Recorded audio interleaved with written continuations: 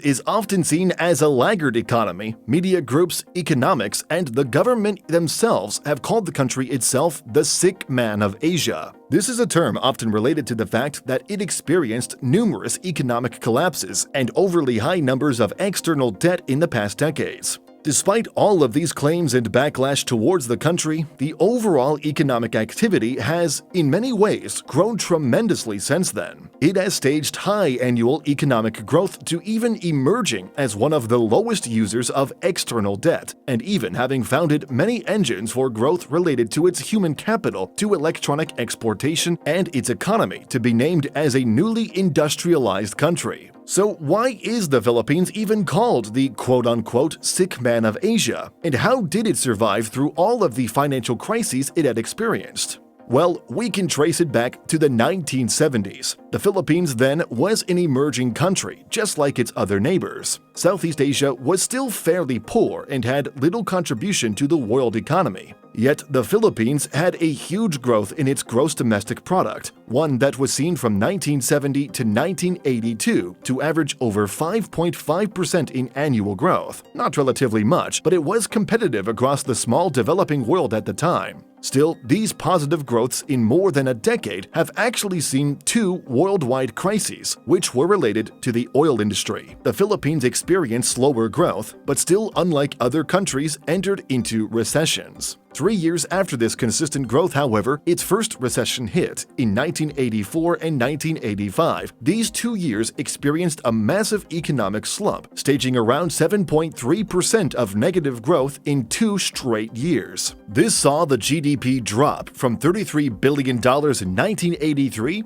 to just $30 billion in 1985. This year was often then seen as the year in which the Philippines became the sick man of Asia. It was also the same decade that saw the rise of the 4 Asian tigers. South Korea, Singapore, Taiwan, and Hong Kong's economies rapidly grew, leaving the Philippines behind. Their growth, however, was a miracle, and it was not like the entire East Asian and Southeast Asian regions experienced the same. The comparison of these nations, however, grew locally. People touted it as the Philippines missed the boat due to its faltering economy. But even though numerous difficulties have emerged during these years, the economy continued to grow after the economic backdrop. From 1986 to 1999, the Philippines experienced its next consistent growth, only staging 2 years of negative growth, but was also seen as an insignificant drop, as the Philippines saw a negative of about 0.5% in gross domestic product, mostly tied to the Asian financial crisis. This 13-year-long horizon saw the Philippines' economic growth rise to an average of 3.4%. This 13-year time frame of slow growth, however, was quite slower than other Asian nations, but its economy overall in many ways survived better through the Asian financial crisis. South Korea's GDP would see retract by 5.1%, and Indonesia would see over 13% of negativity. The Philippines somehow just 0.5% of negative growth. From the start of the 21st century till today, however, should be a case for change, as the Philippines would never experience negative growth, not until the COVID-19 financial crisis. From 2000 to 2021, it would have an average GDP growth of 4.7%, where it would see the GDP rise from $83 billion to over $380 billion by 2021. These figures mentioned in the years since 1970 have only seen negative GDP figures in just 5 years. That is not to say that the Philippines still was impacted by those years due to numerous difficulties, but the growth the nation experienced, the consistency, and where we are today